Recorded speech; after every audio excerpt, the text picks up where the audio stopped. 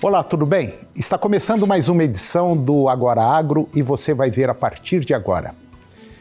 Indústrias frigoríficas não estão realizando negócios no mercado do boi gordo, lá no Mato Grosso.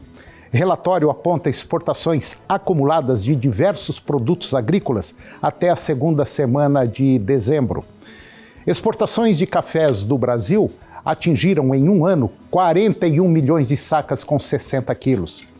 Especialista em mercado do agronegócio faz um balanço de 2019 e perspectivas para 2020. Vamos falar do mercado do milho e vamos falar também sobre o saldo da balança comercial e também do PIB brasileiro. O Agora Agro está no ar.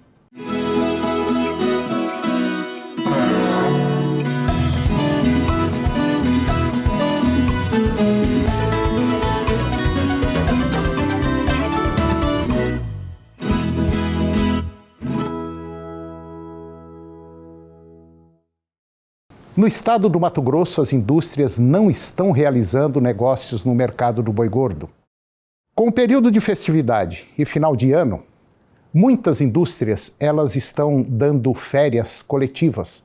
E para os funcionários agora na próxima semana, e tem também ofertas para o boi gordo na casa aí de R$ 180 por arroba. De acordo com o presidente da Comissão de Pecuária da FAMATO, as cotações passaram de R$ 150 e alcançou um patamar de R$ 220 por arroba lá no Mato Grosso. Hoje os frigoríficos estão tentando ofertar valores de até R$ 180 para o boi gordo e a vaca R$ 170. Mas a situação não está saindo como muita gente pensava e os negócios estão travados. As indústrias estão conseguindo preencher as programações de abate com animais contratados a termos e alguns pecuaristas que aceitam esses valores. Não são todos. Todos os produtores rurais cumpriram todos os negócios do boi a termo, que foram travados com arroba a R$ 155, meses antes das referências ficarem acima de R$ 200 por arroba. O Ministério da Indústria, Comércio Exterior e Serviços divulgou agora, por meio da Secretaria de Comércio Exterior, o seu relatório semanal que aponta as exportações acumuladas de diversos produtos agrícolas até a segunda semana de dezembro.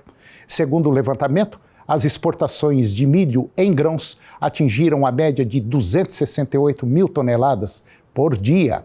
Isso por dia útil, até o final da semana, que foi agora no último dia 13 de dezembro.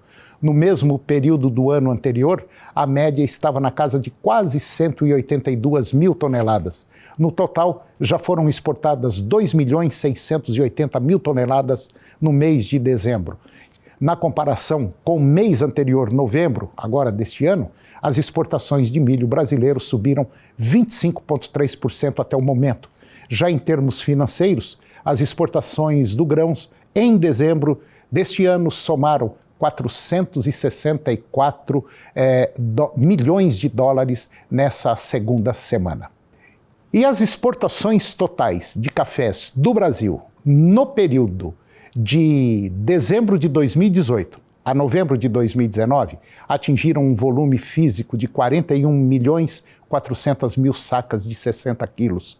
Neste mesmo contexto, somente no ano em curso, nos meses de janeiro a novembro, foram exportadas 37,4 milhões de sacas, volume que inclui café verde, café solúvel, café torrado e também moído.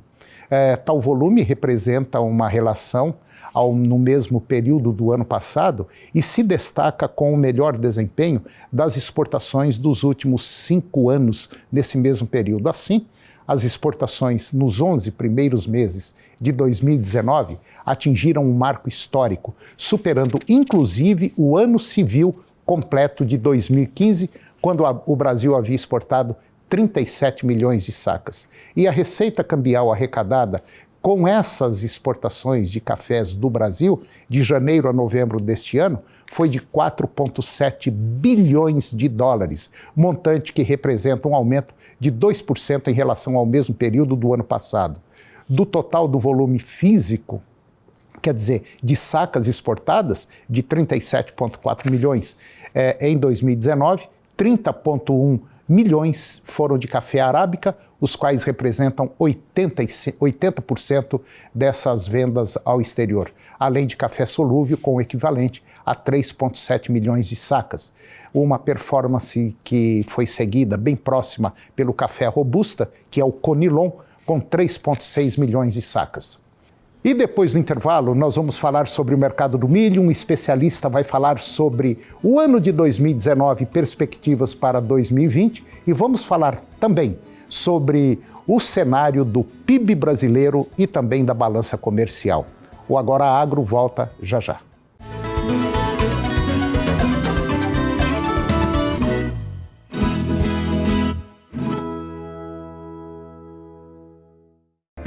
No portal Pai Eterno, você tem acesso ao conteúdo oficial do Santuário Basílica de Trindade. Confira notícias sobre a devoção ao Divino Pai Eterno, acenda uma vela da fé e muito mais. Acesse paieterno.com e faça parte desta família de amor.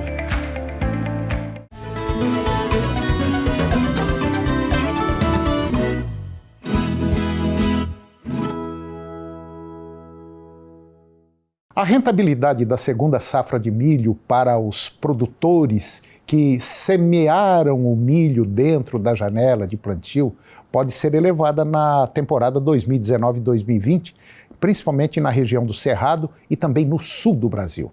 As cotações do cereal estão em patamares elevados, principalmente devido ao bom volume exportado pelo Brasil. No entanto, com o atraso no semeio da soja, muitos agricultores podem não conseguir realizar o plantio do milho na janela ideal. Assim, o risco de enfrentar condições climáticas adversas aumenta e aumenta muito, o que pode diminuir a produtividade e, consequentemente, a rentabilidade. Dentro deste quadro de atraso no semeio da soja aqui no Brasil, a apreensão dos agricultores no plantio da soja reduziu o ritmo de negociações de insumos para a safrinha de milho. Enquanto os negócios ultrapassaram 50% do volume total em grande parte da região do Cerrado até outubro, as praças lá do sul estão bastante atrasadas, com algumas cooperativas se preparando para lançar campanha de comercialização para a segunda safra de milho na primeira quinzena de novembro, o que ocorre normalmente no mês anterior. E agora eu vou conversar com Márcio Antônio Ribeiro. O Márcio, ele é economista, é diretor da faculdade FAC+, e nós vamos falar sobre um tema interessante. Nós vamos falar sobre balança comercial, saldo da balança comercial e também sobre o PIB brasileiro. Márcio Antônio Ribeiro, muito obrigado mais uma vez pela sua presença aqui no nosso programa. E nós vamos falar aí de um tema muito interessante, né, que interessa a todo mundo, né? Sim, Tony, a balança comercial, né, o saldo dela é de extrema importância porque é ele que diz a quantidade de divisas, né, de forma positiva ou negativa que, né, a nosso Banco Central vai acumular aí ao longo do tempo. Felizmente, né, com exceção aí de 2014, que foi um ano negativo, os demais anos o Brasil vem apresentando uma balança positiva, né? Uns anos um pouco mais, outros um pouco menos, né? Mas de forma geral ela vem se apresentando positiva. Pois é, Márcio. Basicamente, em 2014, a nossa balança comercial chegou no fundo do poço. Sim, né? Aí em torno de quase 10 bilhões negativos. É verdade. E depois, 2015, 2016, 2017, até 2018, ela subiu assim vertiginosamente. E agora ela deu assim uma pequena queda que foi justamente na entrada do governo, né? Sim. Deu uma chacoalhada, mas ela está firme com tendência de alta, né? Sim, a gente teve o ano passado, foi um ano eleitoral, né, um ano político, então acaba atrapalhando um pouco aí as negociações internacionais. O mercado internacional fica um pouco receoso do cumprimento de compromissos, mas a tendência é, né, para o fechamento desse ano de 2019, né, de forma positiva. Agora, Márcio, mais uma vez o setor agropecuário brasileiro, o agronegócio brasileiro, ele vem segurando as pontas da economia. Quer dizer, podemos afirmar que o agronegócio está sendo a salvação da lavoura?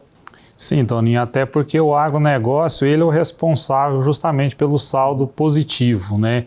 Hoje, aí para que nossos espectadores tenham uma ideia, normalmente só a exportação do agronegócio é o dobro do saldo positivo todos os anos, né? Então, assim, realmente o agronegócio é o fiel da balança aí para que a as nossas, né, negociações internacionais fecham no positivo, ou seja, exportações maiores do que importações. E o que eu acho que nós também temos que analisar um pouco é que o Brasil, todas as condições climáticas, vamos dizer, de solo, de área, tudo isso favorece com que a gente tenha um agronegócio mais pujante, né, Márcio? Agora, o governo precisa investir muito em pesquisa, em formação de cabeças pensantes para a gente poder produzir mais, diminuir a área e ter novas variedades, né, competitivas com o mercado externo.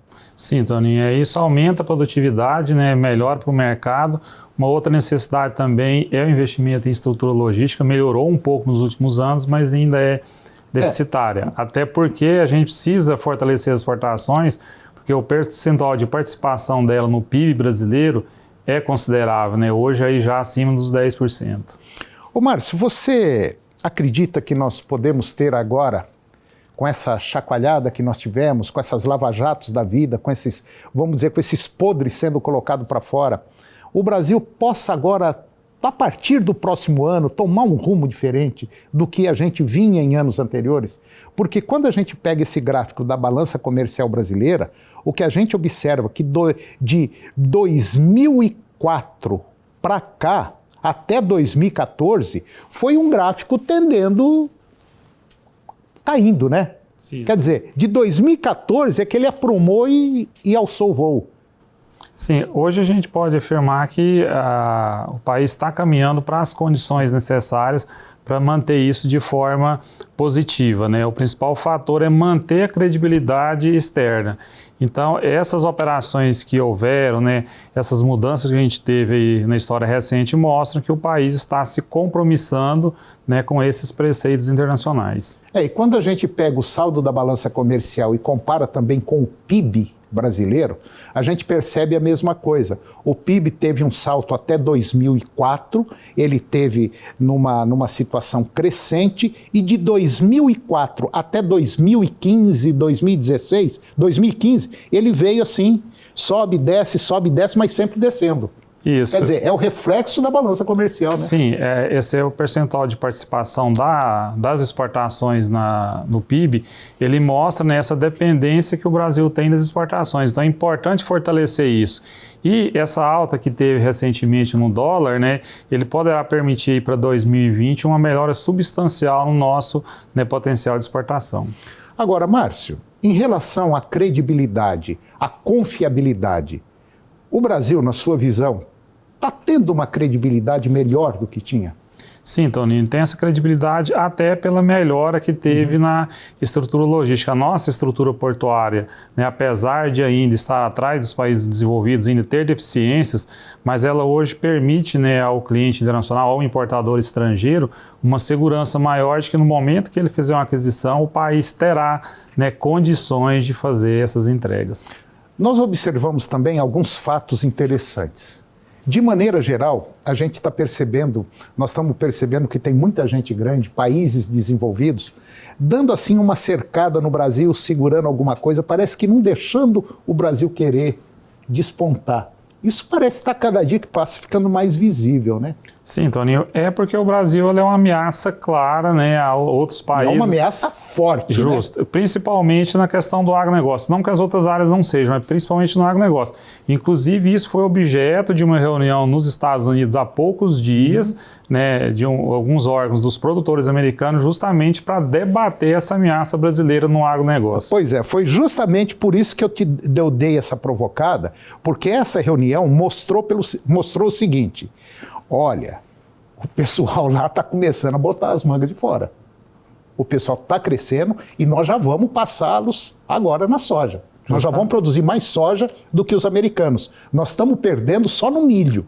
No milho e em relação a bovinos. Mas aqui, com pequenos ajustes aqui nesse país, eu não te dou 1 ano, 2 anos, nós ultrapassamos a produção e a produtividade dos Estados Unidos. Por isso que eles têm medo. E não é só eles, não. São outros. Por exemplo, você pega a União Europeia.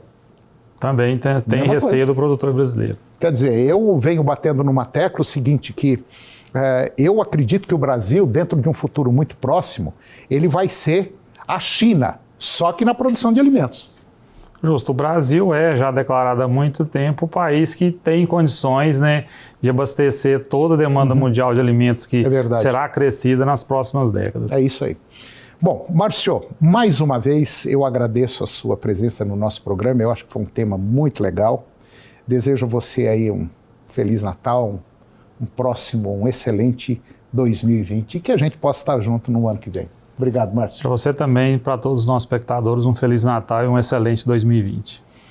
E depois do intervalo, nós vamos falar sobre 2019 e vamos falar também sobre 2020. É um minuto só, eu volto já.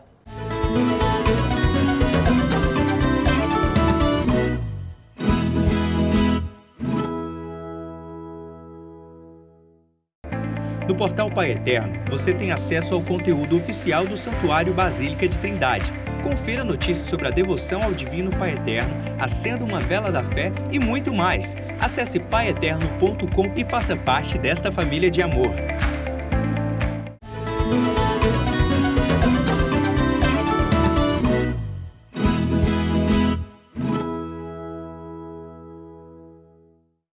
Eu vou conversar agora com o Leonardo Machado. O Leonardo Machado, ele é agrônomo e é consultor técnico do IFAG.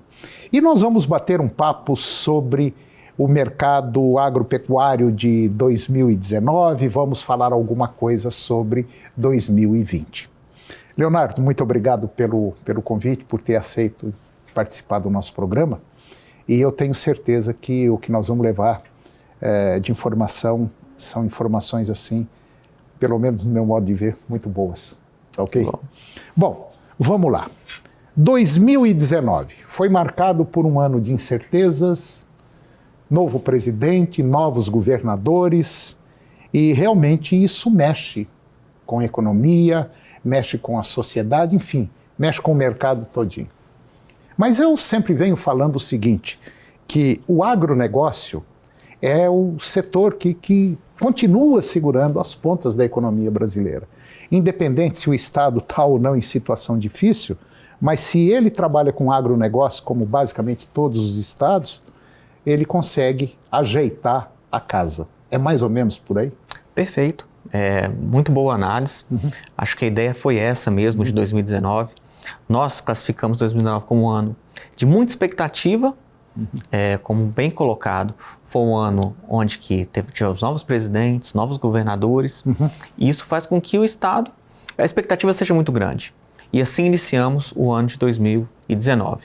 Porém, quando começou-se a percorrer o ano, a gente viu que foi um ano mais turbulento que é esperado. Foi verdade. Algumas intempéries climáticas impediram que tivesse uma safra, principalmente de soja. Intempéries políticas. E assim foi o ano de 2019. Bom, na sua visão, 2019, Goiás também veio de uma situação dificílima em termos de economia. Quer dizer, basicamente, o novo governo, principalmente o governo do Estado, pegou um Estado numa situação deteriorada, um Estado deteriorado, sem dinheiro. E parece que o agronegócio goiano foi, assim, positivo, né? Perfeito. Se a gente pegar só os dados econômicos, né? Por exemplo, no estado de Goiás, o PIB cresceu em torno de 2% até o terceiro trimestre, agora desde 2019. E o agronegócio sozinho cresceu mais de 6,5%. Ou seja, o agronegócio ajudou a elevar o PIB do estado. E aconteceu também no Brasil. A gente percebeu que o Brasil cresceu em torno de 1% e o PIB do agronegócio acima de 2%. Então, o agronegócio, ele mesmo nessas questões de intempéries climáticos, ele favoreceu muito a economia do estado e, consequentemente, ajudou o país a sair da crise, ajudou o estado de Goiás a se reerguer um pouco da crise que estava vivendo até o início do ano de 2018. Você deu um dado muito interessante quando a gente fala assim, o PIB de Goiás, do estado todo, o PIB todo, cresceu 2, qualquer coisa. Quando você pega só o PIB do agronegócio goiano, ele cresceu 6. Basicamente 3 vezes mais. Quando você pega o Brasil, em nível Brasil, o PIB cresceu um pouco, 1, qualquer coisinha. Aí quando você pega o PIB do agro, cresceu basicamente o dobro. Então isso vem bater de frente com aquilo que a gente está falando. Queira ou não, aceite ou não, com crítica ou sem crítica, o agro é a bola da vez e vai continuar por muito tempo sendo a bola brasileira que está sustentando essa nação, esse país. Você pega as exportações, a exportação está crescendo.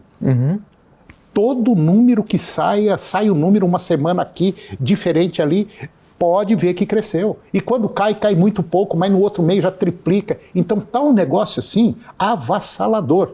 Agora, nós precisamos, eu acredito que nós precisamos, de ter um ajuste político nisso aí para não atrapalhar esse setor, né?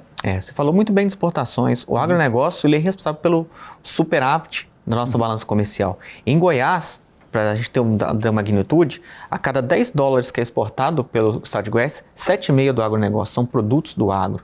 Então, peraí, como é que é?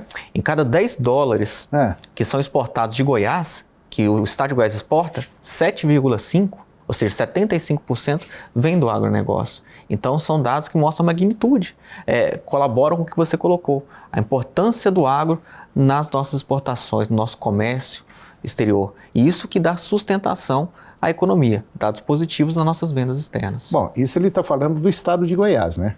Agora, quando você pega Mato Grosso do Sul, São Paulo, Paraná, Santa Catarina, isso daqui é uma loucura. Perfeito. É uma loucura. Então, eu vejo da seguinte maneira. Agronegócio brasileiro é segurança nacional. É segurança nacional. Nada pode atrapalhar esse setor. Qualquer movimentação que venha interferir na produção, na produtividade do agronegócio brasileiro, vai colocar o país em risco. Com toda certeza. E temos oportunidades a vir agora, 2020, né? E muitas. O mercado de carnes foi, no final do ano, refletiu bastante nas exportações. Temos a recuperação da nossa produção de soja, que no ano passado sofreu muito com intempéries climáticas. Esse ano, tudo indica que vai ser uma produção boa, que vai nos voltar a ter exportações recordes nessa cultura. O milho tem se destacado. Então, assim, as oportunidades para 2020 são grandes. O Brasil deve colher uma safra recorde, o estado de Goiás deve colher uma safra recorde, e tudo isso vai nos fazer ter potencializado todos os dados que falamos aqui em relação a 2019. Bom, dando uma fechada, fechando o balanço, qual que é a sua perspectiva assim, para o nosso estado aqui, para o estado de Goiás?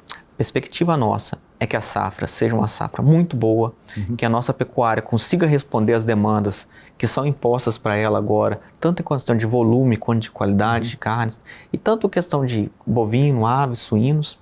A nossa cultura de cana, ela tem perspectiva também de crescimento, principalmente uma política nova que chama Renova Bio, que vai ser de incentivos aos biocombustíveis. E nós temos aí as ferrovias passando por aqui também, né? Questões logísticas, estruturais, tem buscado melhorias. Então, tudo isso faz com que as nossas expectativas para 2020 sejam renovadas, sejam novamente apresentadas para que a nossa produção cresça. E com isso, cresça renda, cresça emprego e cresça principalmente qualidade de vida para toda a sociedade. Que é isso que o setor agropecuário busca, acima de tudo, levar para o nosso estado.